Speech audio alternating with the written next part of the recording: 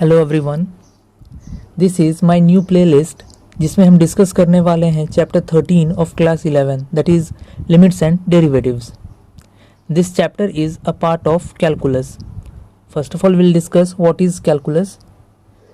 Calculus is a branch of mathematics that deals with the study of change in the value of a function as the point in the domain change.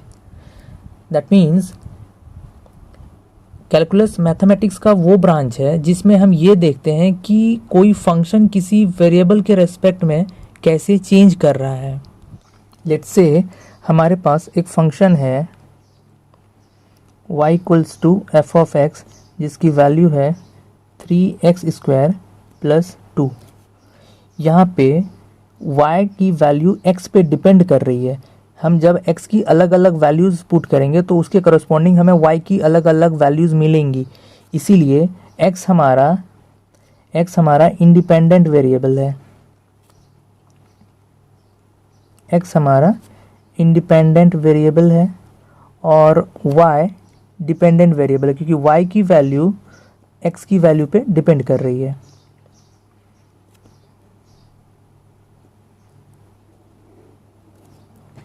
Let's say हम x की एक value लेते हैं x equals to 1.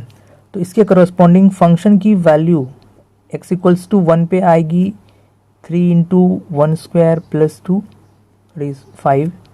x equals to 2 लेते हैं. Function की value at 2 equals to 3 into 2² plus 2 that is 14. x equals to 0 put करके देखते हैं. फंक्शन की value at 0 is 2 and at x equals to -1 value of function at -1 is 3 into -1 whole square plus 2 that is 5. For different values of x जब हमने x की अलग अलग values रखी उसके करस्पॉन्डिंग हमें y की अलग अलग वैल्यूज़ मिली. ठीक है, इसका मतलब ये हुआ कि जैसे जैसे हम x की वैल्यू x1 से x2 में चेंज करते हैं तो उसके करस्पॉन्डिंग हमारा y की वैल्यू y1 से y2 में चेंज हो जाती है. इस तरह के डिस्कशंस हम लोग यूजुअली कैलकुलस के अंदर करते हैं. अब हम एक रियल लाइफ एग्जांपल देखते हैं. लेट्स से हमारे पास एक बॉल है, बॉल जिसको हमने कुछ पर्टिकुलर हाइट से ड्रॉप किया और वो बॉल ग्राउंड पे स्ट्राइक करती है with a velocity of v. Initially इस बॉल को हमने ड्रॉप किया था इसलिए इसकी इनिशियल वेलोसिटी हो जाएगी 0. ठीक है, ये बॉल यहाँ से यहाँ ड्रॉप होने में लेट से टाइम लेती है t सेकेंड्स. क्लास 9th के फिजिक्स के मोशन चैप्टर में हमने एक फॉर्मूला पढ़ा था s equals to ut plus half gt². यहाँ पे जो भी नोन वैल्यूज़ हैं हम उनको पुट करते हैं. u की वैल्यू हमारी 0 है इसलिए ये पोर्शन हमारा 0 हो जाएगा और g की वैल्यू हम 9.8 पुट करते हैं और t हमारा अननोन है. तो यहाँ से हमारा s और t के बीच में एक रिलेशन आता है that is s equals to 4.9 t². ये t जो है हमारा यहाँ पे इंडिपेंडेंट वेरिएबल है और s हमारा डिपेंडेंट वेरिएबल है. For different values of t जब हम t की अलग अलग वैल्यू पुट करेंगे तो हमें s की अलग अलग वैल्यूज़ मिलेगी. अब इसको हम एक टेबुलर फॉर्म में रिप्रेजेंट करते हैं. इस टेबल में हमने t की डिफरेंट वैल्यूज़ के करस्पॉन्डिंग s की अलग अलग वैल्यूज़ कैलकुलेट की है depending upon this relation between s and t. इस एग्जाम्पल में हमारा ऑब्जेक्टिव है to find the velocity of the body और we can say the ball at t equals to 2 second. अब हम जानते हैं कि एवरेज वेलोसिटी होती है distance travelled between 2 time intervals upon difference between the 2 time interval. क्योंकि हमें वेलोसिटी कैलकुलेट करनी है और वेलोसिटी होती है डिस्टेंस अपॉन टाइम, इसका मतलब हो गया कि सबसे पहले हमें 2 टाइम इंटरवल के बीच में ट्रेवल किया हुआ डिस्टेंस को लेना है और उस टाइम इंटरवल के गैप से उसे डिवाइड कर देना है. तो हमने पहला टाइम इंटरवल लिया t1 इक्वल्स टू 0 और t2 इक्वल्स टू 2. इस दोनों के बीच में जो टाइम इंटरवल है वो हो गया 2 सेकेंड का, इसलिए यहाँ से हमने 2 से डिवाइड किया और इस दोनों के बीच में जो ऑब्जेक्ट ने या फिर बॉल ने जो डिस्टेंस ट्रेवल किया था वो था प्रीवियस टेबल के हेल्प से हम इस डाटा को फिलअप करेंगे. ये आ जाएगा 19.6 माइनस 0 और ये कैलकुलेट होके आ जाता है 9.8 मीटर पर सेकेंड. सेकेंड टाइम इंटरवल हम लेके देखते हैं, t1 इक्वल्स टू 1 सेकेंड और t2 इक्वल्स टू 2 सेकेंड। फिर उसी तरह से हम टेबल की हेल्प से ये डाटा को फिल करेंगे। डिस्टेंस इन दोनों टाइम इंटरवल के बीच में जो डिस्टेंस टेबल था उसको लिखेंगे और टाइम गैप हो गया 1 सेकेंड का, 1 से डिवाइड कर दिया, इसको कैलकुलेट किए। इसी तरह से हम सारे डाटा को यहाँ पे प्रीवियस टेबल की हेल्प से कैलकुलेट करके इसे यहाँ पे टेबल के रूप में हमने कैलकुलेट करके यहाँ पे भरा है।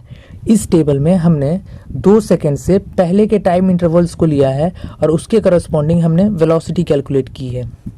और इस टेबल में यहाँ पे हमने 2 सेकेंड से ज़्यादा के टाइम इंटरवल्स को लिया है और उसके करस्पॉन्डिंग हमने वेलोसिटी कैलकुलेट की है, सेम इसी फॉर्मूला से। अब हमें कैलकुलेट करना है velocity at t equals to 2। तो हम इन दोनों टेबल की हेल्प से ये देख सकते हैं कि t इक्वल्स टू 1.99 पे हमारी वेलोसिटी थी 19.551 और t इक्वल्स टू 2.01 पे हमारी वेलोसिटी थी 19.649। इसका मतलब ये हो गया कि t इक्वल्स टू 2 सेकेंड पे हमारी जो वेलोसिटी होगी वो इन दोनों वेलोसिटी के बीच में आएगी।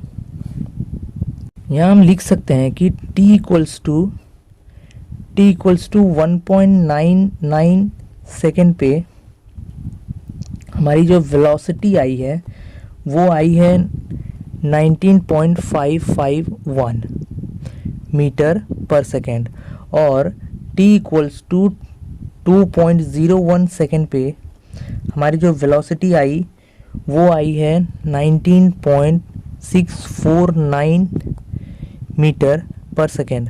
और क्योंकि हमें वेलोसिटी 2 सेकेंड पे कैलकुलेट करनी है, वो 2 सेकेंड इस टाइम इंटरवल के बीच में आती है। इसका मतलब ये हुआ कि जो हमारी वेलोसिटी होगी वो 19.551 और 19.649 के बीच में होगी। हमने velocity exactly t equals to 2 second पे कैलकुलेट नहीं किया है, हमने ये अप्रॉक्सीमेट किया है। मतलब ये हम अनुमान लगा रहे हैं कि हमारी जो वैल्यू आएगी वो इन दोनों के बीच में आएगी। इसका मतलब ये है कि t इक्वल्स टू 2 सेकेंड पे हमारी जो वेलोसिटी होगी वो इन दोनों के बीच में हो सकती है नहीं। ध्यान दीजिएगा, ये दोनों के बीच में वेलोसिटी है नहीं, ये हो सकती है, ये हम उम्मीद कर रहे हैं। जैसे जैसे हम टाइम इंटरवल को डिक्रीज करते जाएंगे, छोटा करते जाएंगे, उसके करस्पॉन्डिंग हमें ज़्यादा एक्यूरेट और क्वालिटी रिजल्ट मिलेगी। सपोज अगर हमने t1 इक्वल्स टू 1 को ही वेलोसिटी कैलकुलेट की होती तो वो आता 14.7। तो इसका मतलब क्या हमारा रिजल्ट 14.7 है? हमारा रिजल्ट एक्चुअल में 19.55 और इसके बीच में है। तो अगर हम इसको रिजल्ट माने होते तो ये हमारा मिस्टेक होता। इसका मतलब ये हुआ कि हमें जिस पॉइंट पे वेलोसिटी को कैलकुलेट करना है हमें उसके क्लोज जाना पड़ेगा। यहाँ भी हमने वही किया। हमें जब t इक्वल्स टू 2 सेकेंड पे वेलोसिटी कैलकुलेट करनी थी तो हम पहले 4, 3, 2.5 ऐसे करके हम t2 इक्वल्स टू 2.01 पे आए। मतलब हम 2 सेकेंड के बहुत क्लोज आए। इसका मतलब ये है कि हमें जिस पॉइंट पे कैलकुलेशन करनी है उस पॉइंट पे हमें t इक्वल्स टू 2 सेकेंड पे कैलकुलेशन करनी थी। तो इसका मतलब ये हुआ कि हमें इस पॉइंट के क्लोज आना पड़ेगा। इधर से भी अगर हम इधर से इस पॉइंट के क्लोज जाएंगे या तो हम इस साइड से, लेकिन हमें इस पॉइंट के क्लोज जाना पड़ेगा। जितना हम इस पॉइंट के क्लोज जाएंगे उतना हमें मोर एक्यूरेट रिजल्ट मिलेगा। यहाँ से हमारा कंसेप्ट स्टार्ट होता है लिमिट्स का। अब हम स्टार्ट करते हैं लिमिट्स। पहले हम कुछ एग्जांपल्स देखते हैं जिससे हमें ये क्लियर हो पाएगी कि लिमिट्स का यूज़ हम किस सिचुएशन में करते हैं। लेट्स से हमें कैलकुलेट करना है 4/4। तो ये वेरी सिंपल है, 4 से कैंसिल आउट हो जाएगा और इसकी वैल्यू आ जाएगी 1। अब एक और एग्जांपल देखते हैं। मान लिया जाए हमें कैलकुलेट करना है 0/4। इसका रिजल्ट क्या होगा? हमें पता है कि जब भी हमारे न्यूमरेटर में 0 होता है और चाहे वो किसी भी नंबर से डिवाइडेड हो, अगर न्यूमरेटर में 0 होता है तो इसका रिजल्ट होता है 0। एक और देखते हैं। लेट्स सपोज हमें है 4 डिवाइडेड बाय 0। जब हमारा न्यूमरेटर में कोई भी नंबर हो और डिनोमिनेटर में अगर 0 हो तो इसका रिजल्ट आता है इन्फिनिटी। एक और एग्जांपल देखते हैं। अब हमें कैलकुलेट करना है, मान लो 0/0, इसका रिज़ल्ट क्या हो सकता है। अगर हम इस प्रीवियस एग्जांपल को देखें तो यहाँ पे था, जब दोनों न्यूमरेटर और डिनोमिनेटर सेम था तो इसका रिज़ल्ट हो गया था 1। तो यानी कि 0/0 का रिज़ल्ट हमारे पास 1 आ सकता है। अगर हमारे न्यूमरेटर में 0 होता है और डिनोमिनेटर में चाहे कोई भी नंबर हो, न्यूमरेटर 0 है तो उसका रिज़ल्ट आता है 0। और यहाँ पे हमारे पास न्यूमरेटर में 0 है तो इसका मतलब इसका रिज़ल्ट हमें 0 भी मिल सकता है। यहाँ देखते हैं, अगर हमारा डिनोमिनेटर में 0 होता है, चाहे न्यूमरेटर में कुछ भी हो, डिनोमिनेटर में अगर 0 है तो उसका रिज़ल्ट आता है इन्फिनिटी। यहाँ पे हमारे पास डिनोमिनेटर में 0 है, इसका मतलब इसका रिज़ल्ट इन्फिनिटी भी हो सकता है। यानी कि 0/0 का रिज़ल्ट हमें 1 भी मिल सकता है, 0 भी मिल सकता है, या फिर इन्फिनिटी भी मिल सकता है। अब हमारे जो पुराने मैथमेटिशियंस थे वो यहाँ पे कंफ्यूज हो गए कि इसका रिज़ल्ट एक्चुअल में क्या होगा, 1 होगा, 0 होगा या इन्फिनिटी होगा। इस तरह के जो क्वेश्चंस थे, इसको हमने नाम दिया इनडिटर्मिनेट फॉर्म।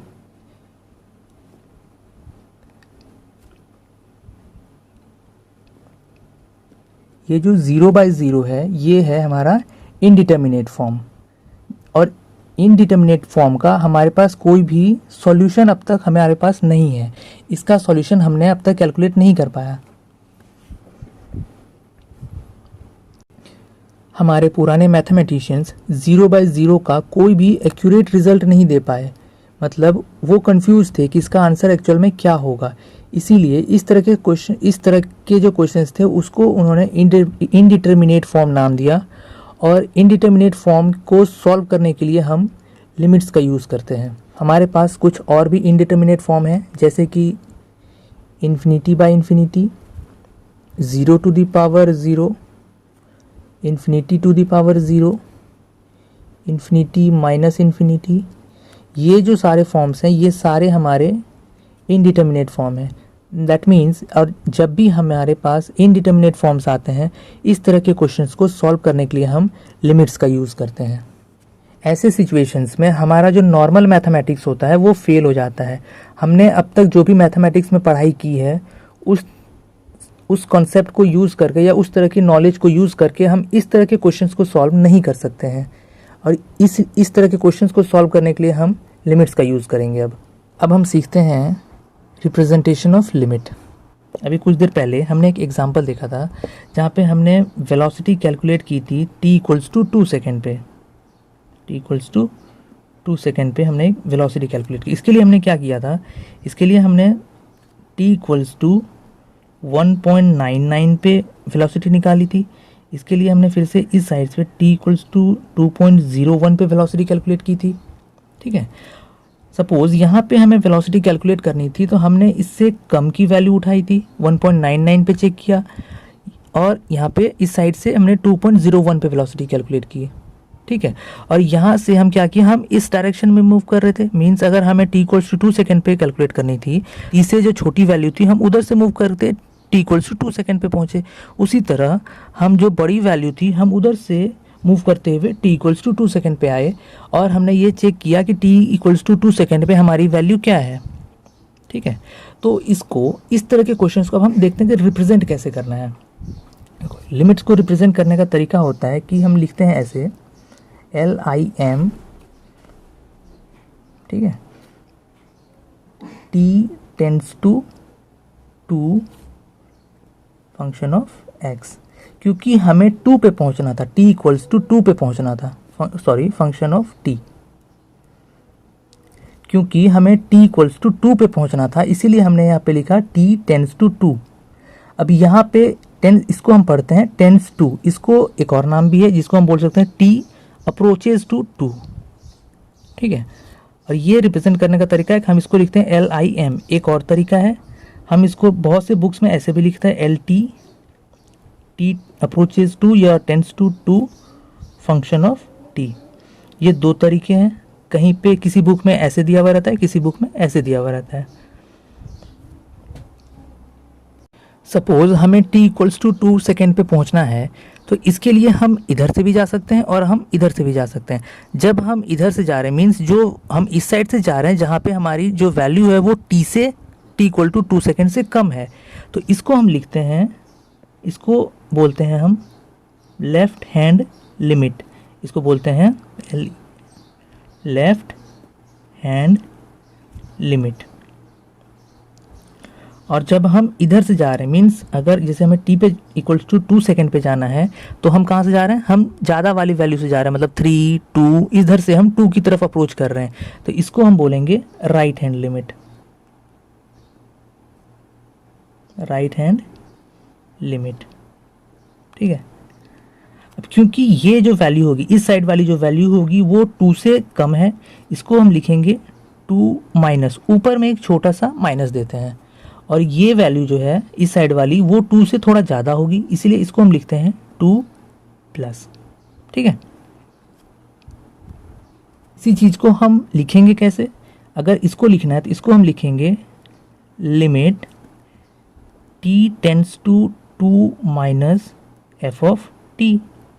ये हो गया हमारा लेफ्ट हैंड लिमिट। अब हम राइट हैंड लिमिट कैसे लिखेंगे, इसके लिए लिखेंगे limit t tends to 2 plus F of t। अब हम एक एग्जाम्पल समझते हैं। सपोज हम रोड से क्रॉस कर रहे थे, हमने देखा कि रोड में काफ़ी भीड़ है। ठीक है, जब हमने इस साइड से देखने से ये पता चल रहा है कि एक्सीडेंट हो गया है, और अगर हमने जब इस साइड से देखा तो हमें यहाँ ये पता चला कि भीड़ है क्योंकि लोग यहाँ पे खाना खा रहे थे। तो अल्टीमेटली हम कोई कंक्लूज़न ड्रॉ नहीं कर पाएंगे कि भीड़ क्यों लगी है, एक्सीडेंट की वजह से भीड़ लगी या फिर लोग खाना खा रहे हैं इस वजह से भीड़ लगी। ठीक है, लेकिन अगर उसी भीड़ को हम इस साइड से देखें और हमें ये समझ आ रही है कि ठीक है यहाँ पे एक्सीडेंट हुआ है इसलिए भीड़ है, हमने इधर से देखा फिर हमें वही दिखा कि यहाँ पे एक्सीडेंट हुआ है इसलिए भीड़ है, तो अल्टीमेटली हम एक कंक्लूज़न पे पहुँच सकते हैं कि ठीक है भीड़ इसलिए लगी है क्योंकि एक्सीडेंट हुआ है। मेरे कहने का मतलब ये है कि सपोज़ हमें t इक्वल्स टू 2 सेकेंड पे वेलोसिटी कैलकुलेट करनी थी, तो इस साइड से जब हम जा रहे थे तो हमें जो वेलोसिटी मिली और इस साइड से जब हम जा रहे थे तो हमें वेलोसिटी मिली, वो लगभग सेम होना चाहिए। अगर वो सेम नहीं होगा तो हम किसी कंक्लूज़न पे नहीं पहुंच पाएंगे कि हमारा रिजल्ट उस जगह पे एक्चुअल में क्या होने वाला है। ठीक है, तो मैथमेटिकली हम ये कह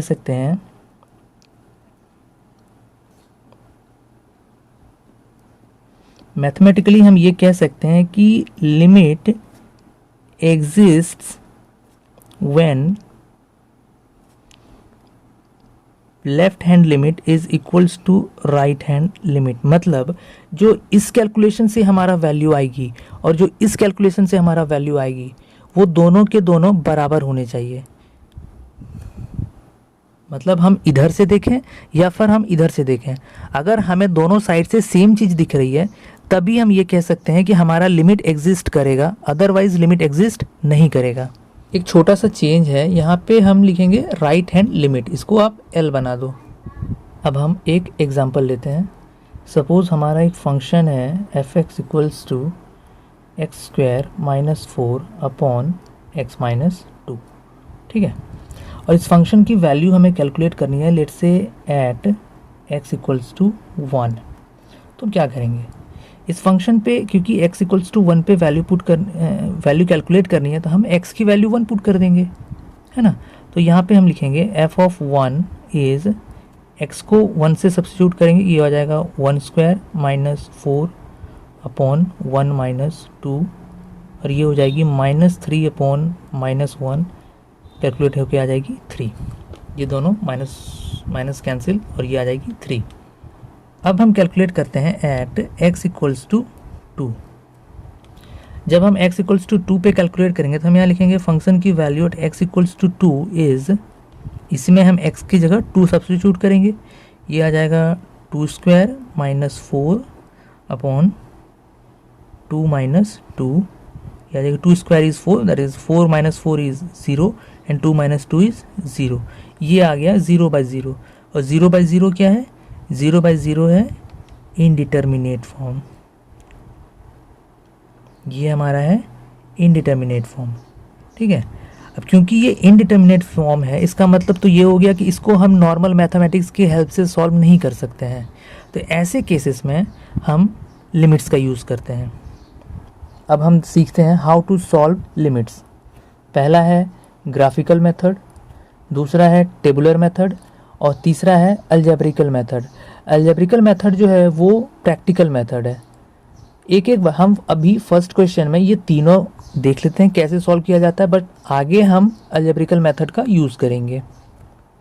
अब हम देखते हैं ग्राफिकल मेथड। यहाँ पे हमारा फंक्शन है x square minus 4 upon x minus 2। X की अलग अलग वैल्यूज़ के लिए हमने फंक्शन की वैल्यू कैलकुलेट की और उसे इस टेबल में हमने रिप्रेजेंट किया है। ठीक है, जब हमने x की वैल्यू 2 रखी थी तो ये फंक्शन यहाँ पे 0 हो जाएगा, नीचे 0 और x की वैल्यू जब यहाँ पे हमने x की वैल्यू 2 रखी तो ये हो जाएगा 4 माइनस 4 0 अपॉन 0, मतलब ये 0/0 बन जाता है। तो ये हमारा 0/0 हमारा इनडिटर्मिनेट फॉर्म है, इसीलिए हमने x की वैल्यू जब 2 थी तो हमने फंक्शन की वैल्यू लिखी है नॉट डिफाइंड, यानी कि x इक्वल टू 2 पे हमारी जो फंक्शन की वैल्यू क्या होगी ये हमें पता नहीं है।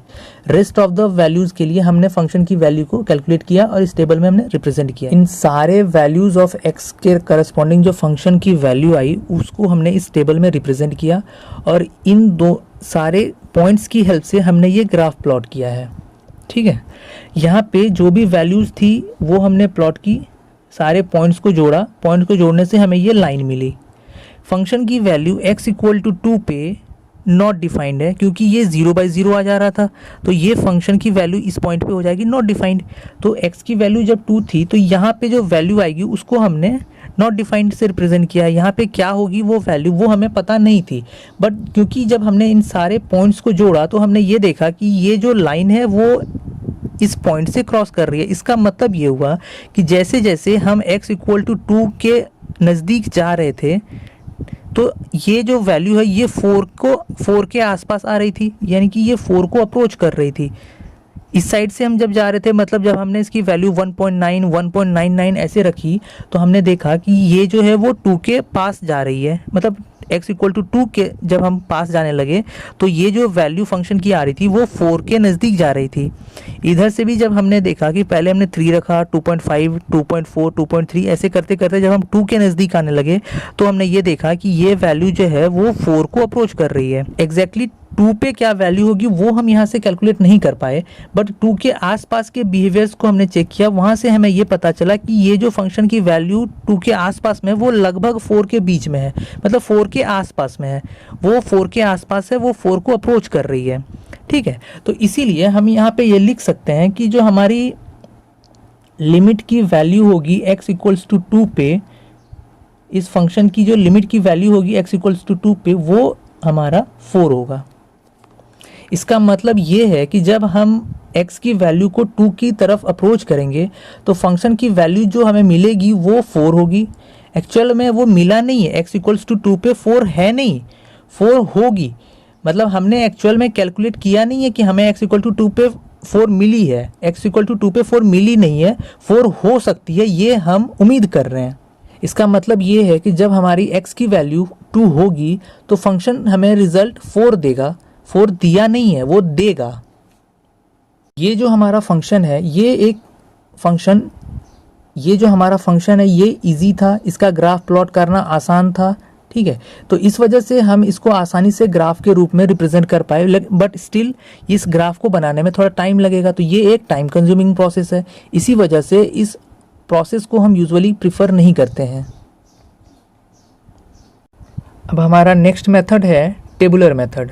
इस मेथड में फंक्शन हमें जो फंक्शन गिवन थी वो है x square minus 4 upon x minus 2।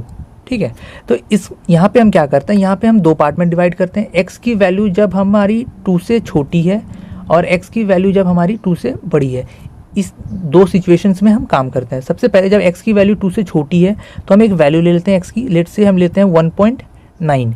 तो 1.9 जब हम इसमें x में पुट करेंगे तो इस फंक्शन की जो वैल्यू आएगी वो आती है 3.9। ठीक है, फिर एक और वैल्यू लेते हैं और क्लोज जाते हैं 2 के, यहाँ पे लेते हैं 1.99। इसके करस्पॉन्डिंग जो वैल्यू आती है फंक्शन की वो आती है 3.99। ठीक है, और क्लोज जाते हैं 1.999। यहाँ के करस्पॉन्डिंग जो फंक्शन की वैल्यू आती है वो आती है 3.999।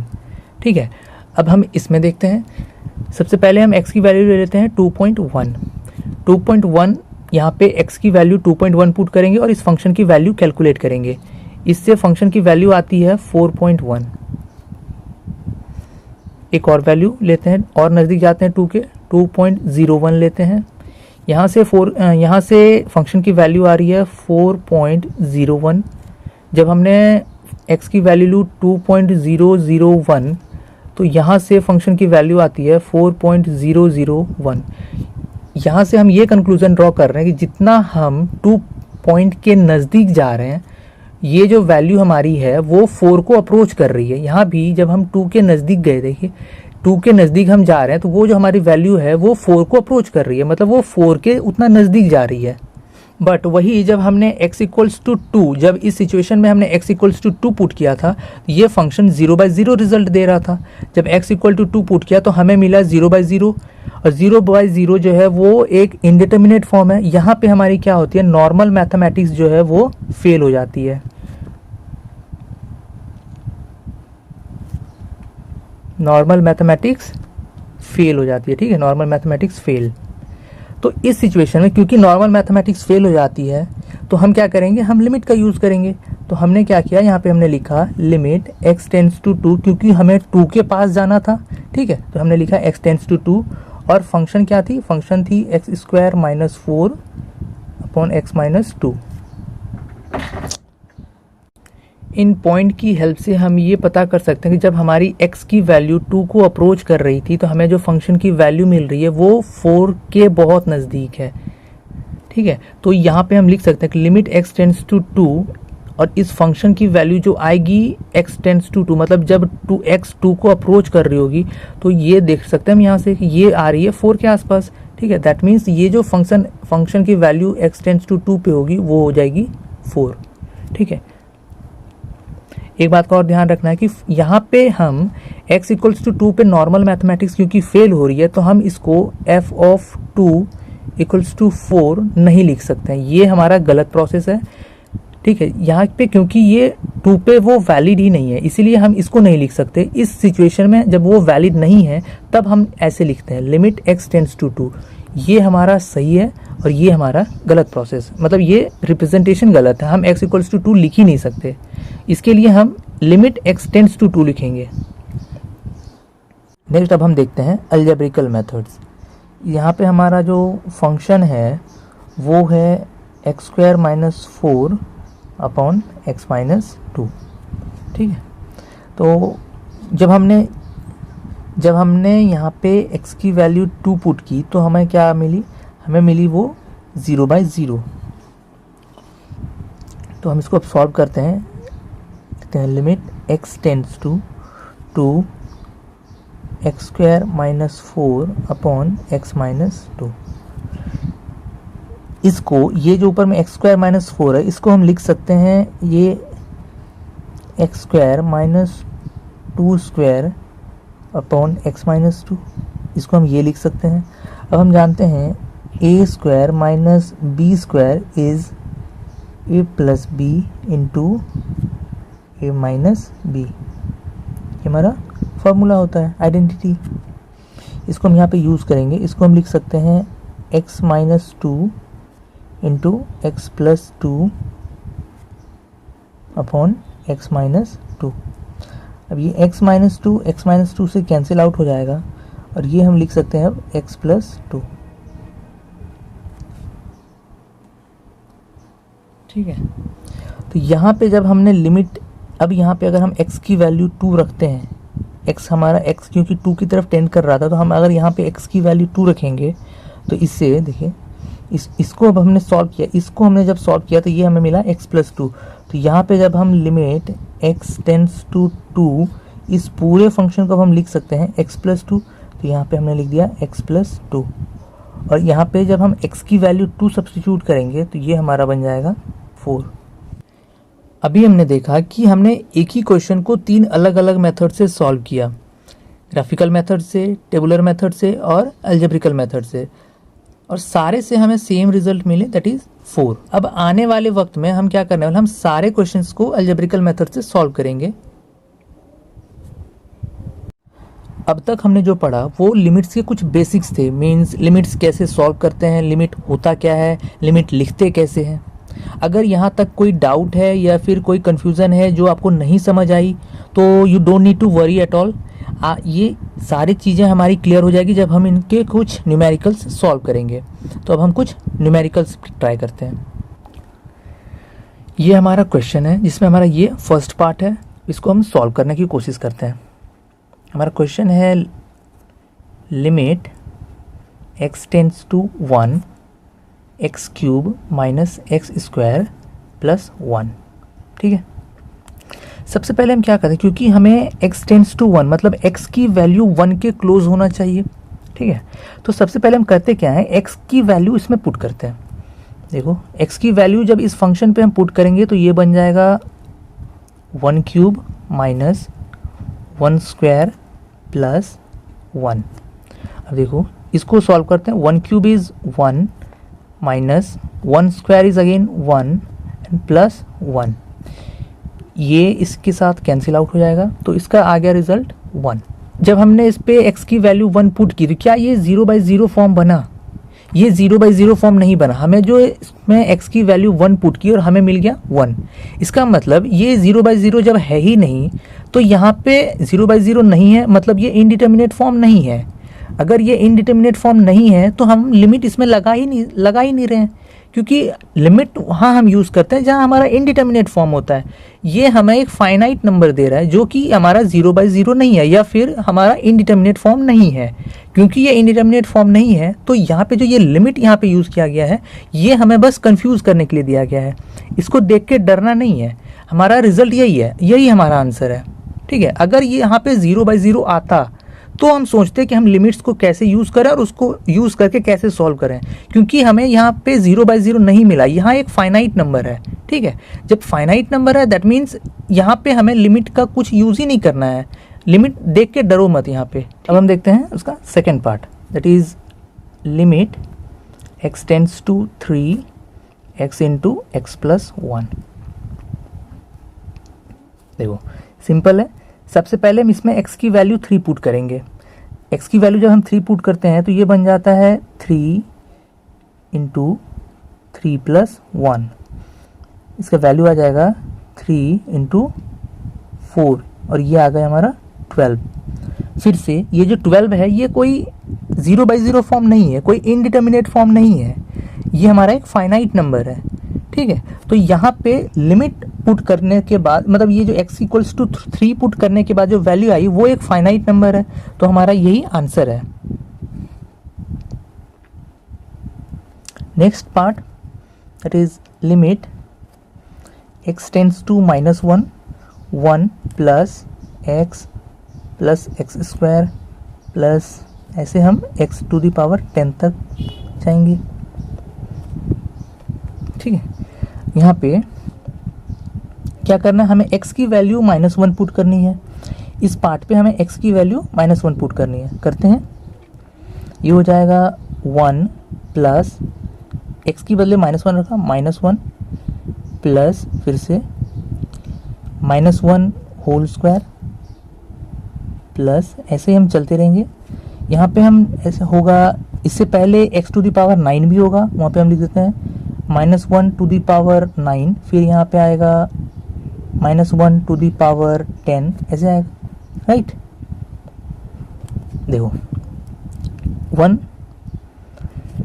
प्लस ये आ गया -1, फिर इसको सॉल्व करेंगे, ये आ जाएगा 1, फिर प्लस ऐसे ही आगे आता रहेगा और फिर ये यहाँ पे आ जाएगा -1 टू द पावर 9। अगर कोई ऑड पावर होता है तो उसकी वैल्यू नेगेटिव होती है, तो यहाँ पे लिखेंगे -1 टू द पावर 10, ये आ जाएगा 1। देखो -1 टू द पावर 9 -1 होगा और -1 टू द पावर 10 वो 1 होगा, तो अगेन फिर से ये कैंसिल आउट हो जाएगा। तो ये सारा कैंसिल आउट होते होते हमें सिर्फ यहाँ पे एक 1 बच जाएगा। ठीक है, तो इसको सॉल्व करने से आया 1। ओके, अब ये जो 1 है ये अगेन एक फाइनाइट नंबर है। ठीक है, तो जब फाइनाइट है तो यहाँ पे फिर लिमिट का कोई यूज़ है ही नहीं। ठीक है, यहाँ पे हमने सिंपली x की वैल्यू -1 पुट कर देनी है, जो रिजल्ट आएगा वही हमारा आंसर हो जाएगा। हाँ, अगर वो 0/0 होता तो फिर हमें लिमिट का यूज़ करना है, फिर हमें वो दूसरे तरीके अपनाने होंगे कि हम लिमिट्स सॉल्व कैसे करें। यहाँ पे कुछ नहीं करना, यहाँ पे सिंपली हमें वो वैल्यू पुट कर देनी है और जो रिजल्ट आएगा वही हमारा आंसर है। अब हम देखते हैं एग्जाम्पल 2, जिसका फर्स्ट पार्ट है limit x tends to 1 x² + 1 upon x + 100। Okay, इसको कैसे सॉल्व करेंगे? सबसे पहले क्योंकि ये x टेंड्स टू 1 है तो हम इसमें जहाँ जहाँ x है इस x की जगह हम 1 पुट कर देंगे, तो ये हो जाएगा 1² + 1 अपॉन 1 + 100। ठीक है, इसको पुट सॉल्व करेंगे, ये आ जाएगा 2 अपॉन 101। ये हमारा आ जाता है 2 अपॉन 101। 2 अपॉन 101 एक फाइनाइट नंबर है, ये हमारा इनडिटर्मिनेट फॉर्म नहीं है। क्योंकि ये इनडिटर्मिनेट फॉर्म नहीं है तो यहाँ पे हमें लिमिट का कोई यूज़ ही नहीं है। ये जो लिमिट यहाँ पे है ये हमें बस कंफ्यूज करने के लिए दिया हुआ है। ठीक है, तो ये हमारा 2/101 आंसर है। ये हमारा नेक्स्ट क्वेश्चन है। अब हम सबसे पहले क्या करते हैं, x की वैल्यू इसमें 2 पुट करते हैं। इससे हमारा क्या आ रहा है, देखो 2 to the power 3 - 4 × 2² + 4 × 2 अपॉन 2² - 4। ठीक है, तो इसको लिख सकते हैं 2³ is 8 - 4 × 2² is again 4, 4 × 4 is 16 plus this is 8 upon this is 4 - 4। ठीक है, देखो 8 + 8 16 -16 इज 0 एंड 4 - 4 इज 0। तो यहाँ पे क्या हो गया कि ये हमारा बन गया 0/0 फॉर्म। क्योंकि ये 0/0 फॉर्म है तो यहाँ पे हम नॉर्मल मैथमेटिक्स से इसे सॉल्व नहीं कर सकते, ये हमारा इनडिटर्मिनेट फॉर्म है और इनडिटर्मिनेट फॉर्म को सॉल्व करने के लिए हम यूज़ करते हैं लिमिट्स का। तो अब हम यहाँ पे यूज़ करने वाले हैं लिमिट्स। देखो कैसे सॉल्व करेंगे इसे, इसको हम लिख सकते हैं लिमिट x टेंड्स टू 2। ये पार्ट पर हम चेक करने के लिए यूज़ कर रहे थे, हम अब इसे सॉल्व करेंगे। ये हो जाएगा x³ - 4x² + 4x upon x² - 4। ठीक है, क्योंकि ये 0/0 फॉर्म है तो अब हम इसे लिमिट्स की हेल्प से सॉल्व करते हैं। देखो न्यूमरेटर पार्ट में सारे टर्म्स, ये 3 जो टर्म्स हैं इन तीनों टर्म्स में x है, तो इस x को हम क्या करते हैं, कॉमन ले लेते हैं। इसको हम लिख सकते हैं limit x tends to 2। x जब हमने यहाँ पे कॉमन ले लिया तो ये हो जाएगा x² - 4x + 4। और इसको हम लिख सकते हैं a² - b² के रूप में तोड़ के लिख सकते हैं x - 2 एंड x + 2। यहाँ देखो x² - 4, इसको हम लिख सकते हैं x² - 2²। ठीक है, और ये हो गया a² - b² के फॉर्म में, तो इसको हम लिख सकते हैं a + b और a - b। ठीक है, ये हमने यहाँ पे लिख दिया। अब देखो आगे कैसे करते हैं, इसको हम लिख सकते हैं limit x tends to 2 x, ये हमारा ये वाला x² - 4x + 4, ये जो है ये क्वाड्रेटिक इक्वेशन है। और क्वाड्रेटिक इक्वेशन को फैक्टराइज करने के लिए हम क्या करते हैं, हम मिडिल टर्म को स्प्लिट कर देते हैं। तो इस मिडिल टर्म को हम यहाँ पे अभी स्प्लिट करते हैं। इसको लिख सकते हैं x², इसको हम लिखते हैं 2x - 2x + 4। देखो स्प्लिट ऐसे करते हैं कि ये जो दो टर्म जो -4x था इसको मैंने लिखा -2x, ये दो टर्म को ऐसे प्लस माइनस में एडजस्ट करना है कि प्लस माइनस करने से ये आ जाए ये मिडिल टर्म और इन दोनों का प्रोडक्ट आ जाए, ये जो फर्स्ट टर्म और लास्ट टर्म है इन दोनों को मल्टीप्लाई करने से जो वैल्यू आएगी इनको मल्टीप्लाई करने से भी वो सेम वैल्यू आनी चाहिए। यहाँ पे ये है 4, ये है 1, यहाँ पे कोफिशिएंट है 1, तो 4 × 1 इज 4। अब यहाँ देखो इसके जो कोफिशिएंट्स है -2 और -2, -2 × -2 अगेन 4। ठीक है, तो ये तो इनके प्रोडक्ट्स, इनके कोफिशिएंट के प्रोडक्ट्स और इनके कोफिशिएंट के प्रोडक्ट सेम हो रहे हैं। और इसको जब हम ऐड करते हैं -2 और -2 दोनों को अगर हम ऐड करेंगे तो ये हो जाएगा -4। देखो वो मिडिल टर्म है, ठीक है, तो ऐसे इसको स्प्लिट किया जाता है। अब यहाँ पे हम नीचे जो डिनोमिनेटर में था x minus two and x plus two, ठीक है। Next limit x tends to 2, इसको क्या करते हैं, ये देखो x, यहाँ पे हम इस पोर्शन में ये दोनों टर्म जो है इसमें से x कॉमन ले लेते हैं, तो ये हो जाएगा x अगर x यहाँ पे अगर x कॉमन ले लेंगे तो ये बच जाएगा यहाँ पे x, और यहाँ पे x कॉमन ले लिए तो ये बच जाएगा -2। ओके, और यहाँ पे -2 कॉमन ले लेते हैं, -2 कॉमन ले लेंगे तो यहाँ हो जाएगा x और यहाँ आ जाएगा -2, ठीक है। नीचे डिनोमिनेटर में हमारा x minus two and x plus to पहले से था। देखो लिमिट x टेंड्स टू 2, एक x तो हमारा पहले से था बाहर, उसको लिखते हैं। इस वाले में x माइनस टू कॉमन ले लेंगे तो फिर से ये बन जाएगा x माइनस टू और ये बन जाएगा, देखो इसमें से x माइनस टू कॉमन ले लेते हैं, तो x माइनस टू जब हमने कॉमन ले लिया, ये वाले को, इन दोनों को जब हमने कॉमन ले लिया तो यहाँ पे बच गया 1 और यहाँ भी बच गया 1, तो इनके हम लिख सकते हैं फिर से साथ में x माइनस टू, ठीक है। और हमारा नीचे फिर से था x माइनस टू और x प्लस टू। अब ये x माइनस टू इस x माइनस टू के साथ कैंसिल आउट हो जाएगा, तो इसको हम लिख सकते हैं लिमिट x टेंड्स टू 2 और ये हो जाएगा x minus two upon x plus two, ठीक है। अब देखो, अब x की वैल्यू हम इसमें पुट करते हैं, x की वैल्यू 2 है, जब हम यहाँ पे 2 पुट करेंगे तो ये हमारा बन रहा है, यहाँ पे आ जाएगा 2 into 2 minus 2 upon 2 plus 2 that is 4, तो ये 2 माइनस 2 0 हो जाएगा, तो ये आ गया 0/4, ये आ गया 0। देखो यहाँ पे हमने देखा था कि ये 0/0 बन रहा था, इसको मैंने सॉल्व किया, यहाँ से आ गया ये 0, तो ये एक फाइनाइट नंबर है, इसलिए ये हमारा रिजल्ट सही है। अगर ये 0/0 फॉर्म बन रहा है तो हमें इसकी लिमिट की हेल्प से सॉल्व करना है और सॉल्व करके एक फाइनाइट नंबर लाना है, ये हमारा इसका सॉल्यूशन है। ये हमारा नेक्स्ट क्वेश्चन है। इस क्वेश्चन में जो हमारा प्रीवियस क्वेश्चन था, उस प्रीवियस क्वेश्चन के करस्पॉन्डिंग बस इसमें न्यूमरेटर को डिनोमिनेटर में और डिनोमिनेटर को न्यूमरेटर में चेंज कर दिया गया है, बाकी न्यूमेरिकली कोई चेंज नहीं है, ठीक है। तो इसमें हम जब फिर से x की वैल्यू 2 पुट करेंगे तो इसकी वैल्यू 0/0 ही आएगी।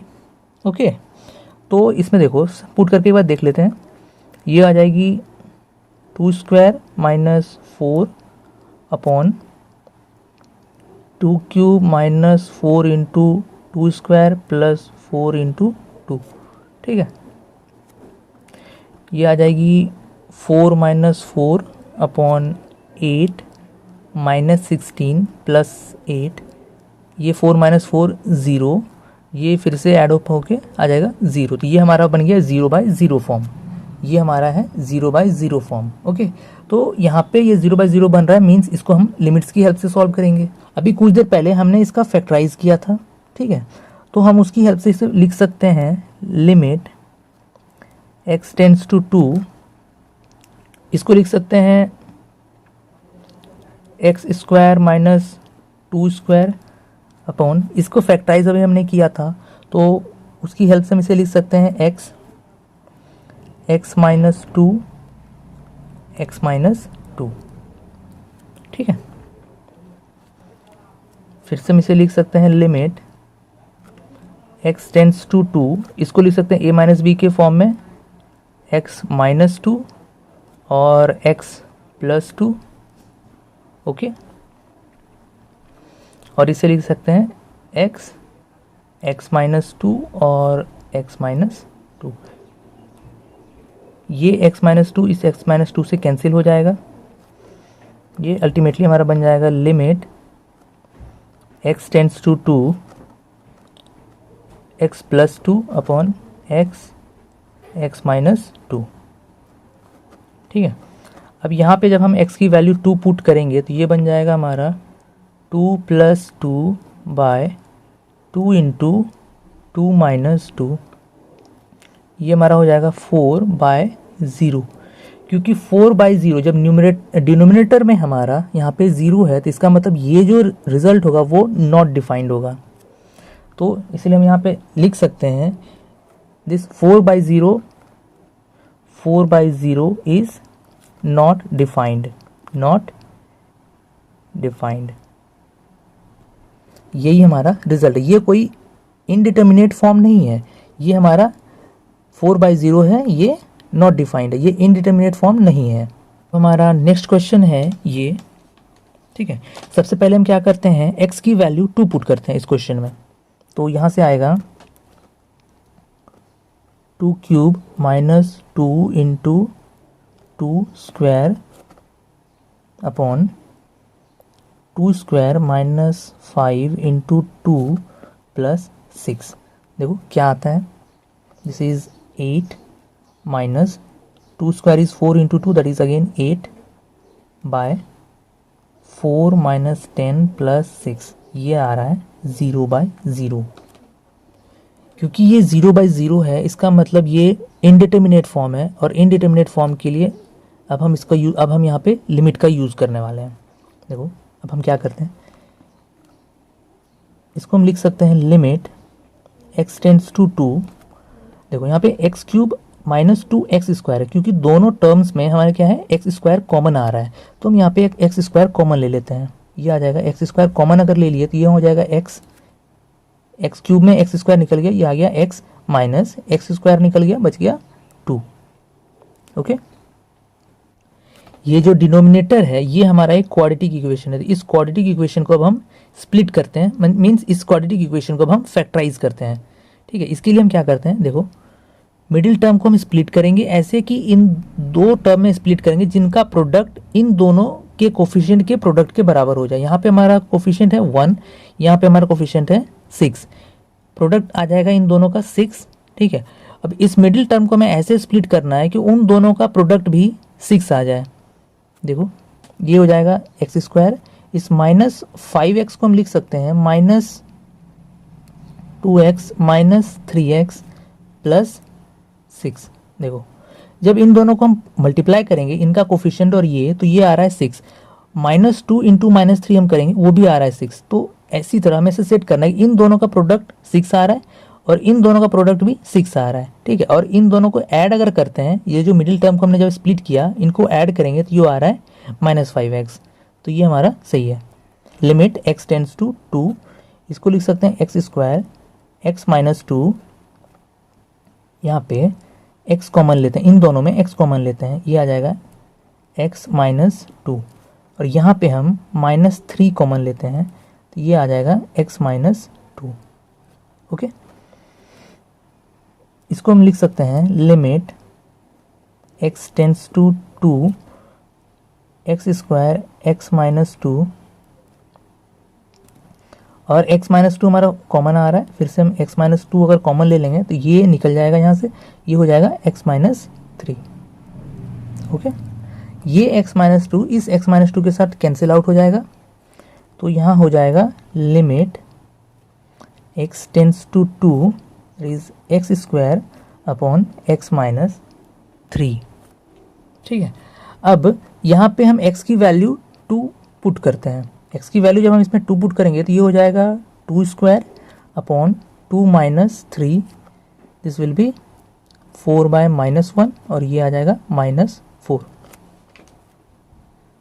हमारा नेक्स्ट क्वेश्चन है ये, इससे पहले जो हमने क्वेश्चन सॉल्व किए थे वो हमारे एक सिंगल एक्सप्रेशन था। देखो ये एक सिंगल एक्सप्रेशन था, ये एक सिंगल एक्सप्रेशन था, लेकिन इस क्वेश्चन में क्या है, ये एक एक्सप्रेशन है और ये एक एक्सप्रेशन है, ये दो अलग अलग एक्सप्रेशंस हैं। तो यहाँ पे हमें क्या करना है, यहाँ पे हम इन दोनों को एक कंबाइन करके एक सिंगल एक्सप्रेशन बनाना है, सो दैट हमें इसे आसानी से सॉल्व कर पाएँ। इस सिचुएशन में अगर हम इसे सॉल्व करेंगे तो हमारा आंसर गलत आ जाएगा।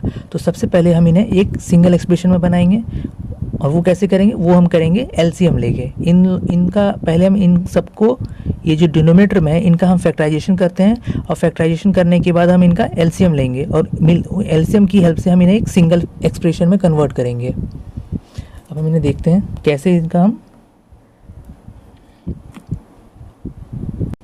इसको हम लिख सकते हैं x माइनस 2 अपॉन यहाँ पे x कॉमन आ रहा है तो यहाँ पे लिख सकते हैं x माइनस 1 माइनस 1। अगेन ये तीनों टर्म्स में हमारे पास x कॉमन है, हम यहाँ पे x कॉमन ले लेंगे, ये आ जाएगा x square minus 3x plus 2।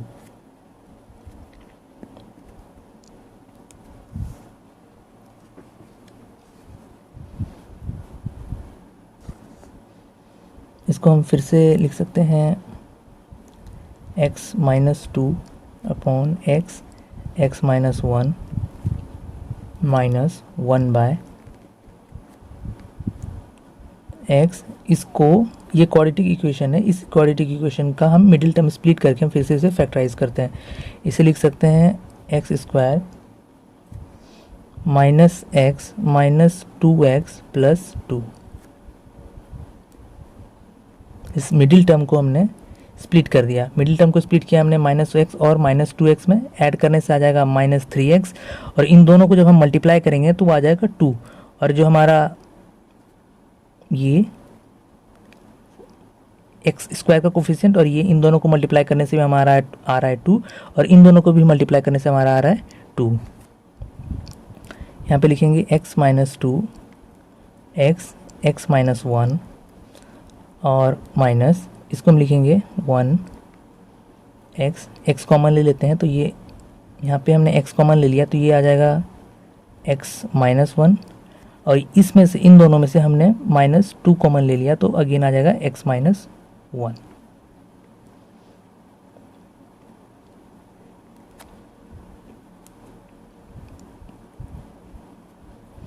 ठीक है, अब यहाँ हम क्या करते हैं, इसको हम लिख सकते हैं x minus 2 upon x minus 1। यहाँ पे फिर से आ जाएगा ये x, यहाँ पे x माइनस 1 फिर से कॉमन आ रहा है तो x माइनस 1, और क्योंकि ये x माइनस 1 बाहर निकल गया तो यहाँ पे x into 1 minus 2 into 1 that will be x minus 2। अब इन दोनों को हम साथ में, अब यहाँ पे हम एलसीएम लेते हैं, एलसीएम लेंगे तो हम ये हो जाएगा, एलसीएम हमारा आ जाएगा x माइनस 1 x माइनस 2।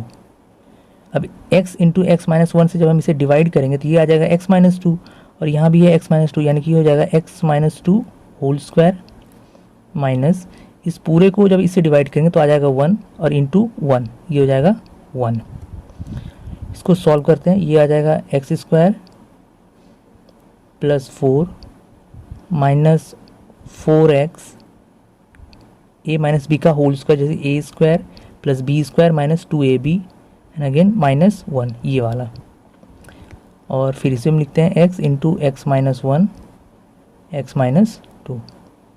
इसको जब हम सॉल्व करेंगे तो ये बन जाएगा x square minus 4x plus 3 by x minus 1 x minus 2। ठीक है, अब यहाँ पे हम x, ये जो फंक्शन था इस फंक्शन के बदले हम इसे एक सिंगल एक्सप्रेशन में कन्वर्ट कर चुके हैं। ठीक है, तो अब हम यहाँ पे क्या करते हैं, यहाँ पे हम अब हमारा जो अल्टीमेट क्वेश्चन है वो कन्वर्ट हो गया है, limit x tends to 1 x square minus 4x plus 3 by x minus 1 x minus 2। इसमें हम x की वैल्यू जब 1 पुट करेंगे तो ये हमारा बन जाएगा, इसमें हम सबसे पहले x की वैल्यू 1 पुट करके चेक करते हैं, तो ये हमारा बन जा रहा है 1 square minus 4 into 1 plus 3 by 1, फिर 1 माइनस 1 इंटू 1 माइनस 2, ये हो जाएगा 1 square is 1 plus 3 is 4, 4 minus 4 is 0, again this one 0, ये हो गया हमारा 0 by 0। क्योंकि ये हमारा 0 by 0 फॉर्म है तो ये हमारा इनडिटर्मिनेट फॉर्म है, और इनडिटर्मिनेट फॉर्म के लिए अब हम यह लिमिट का यूज़ करके इसे सॉल्व करेंगे। तो अब हम क्या करते हैं, हम इस क्वेश्चन को फैक्टराइज करते हैं फिर से। इसको फैक्टराइज करने के लिए अब हम यहाँ पे लिखते हैं ऐसे लिमिट x टेंड्स टू 1। यहाँ पे हमने क्या किया, यहाँ पे हमने चेक किया कि ये कोई फाइनाइट रिजल्ट दे रहा है या फिर वो इनडिटर्मिनेट फॉर्म है। तो यहाँ से हमें पता चला कि ये इनडिटर्मिनेट फॉर्म है। अब हम इस क्वेश्चन को यहाँ पे सॉल्व करते हैं। इसके लिए क्या करेंगे, हमारा जो ये न्यूमरेटर पार्ट है ये क्वाड्रेटिक इक्वेशन है, और क्वाड्रेटिक इक्वेशन को अब हम फैक्टराइज करते हैं। ये लिख सकते हैं x square minus 3x minus x plus 3 by x minus 1 x minus 2। ये हमने क्या किया, मिडिल टर्म को स्प्लिट कर दिया, और इन दोनों का जब हम प्रोडक्ट करेंगे कोफिशिएंट के, तो ये आ जाएगा 3, और ये इन दोनों का प्रोडक्ट भी आ रहा है 3। अब हम इसको लिख सकते हैं limit x tends to 1, x common ले लेंगे तो आ जाएगा x यहाँ से कॉमन ले लिया तो आ जाएगा 3, यहाँ पे हमने -1 कॉमन ले लिया तो x आ जाएगा x minus 3 upon x into x minus 1 x minus 2। इसको हम फिर से लिख सकते हैं limit x tends to 1 x minus 1 and x minus 3, x minus 3 common ले लिए तो ये बच गया x minus 3 into x minus 1 upon ये आ जाएगा x minus 1 and x minus 2। ये x माइनस 1 यहाँ से कैंसिल आउट हो जाएगा, और ये हमारा बन जाएगा limit x tends to 1 x minus 3 upon x minus 2। अब यहाँ पे हम 1 पुट करते हैं। जब हम इस पे 1 पुट करेंगे तो ये आ जाएगा 1 माइनस 3 अपॉन 1 इंटू 1 माइनस 2। ये आ जाएगा -2 अपॉन -1 यानी 2। ये हमारा इसका रिज़ल्ट है। अब इसके आगे के डिस्कशंस हम नेक्स्ट वीडियो में करेंगे।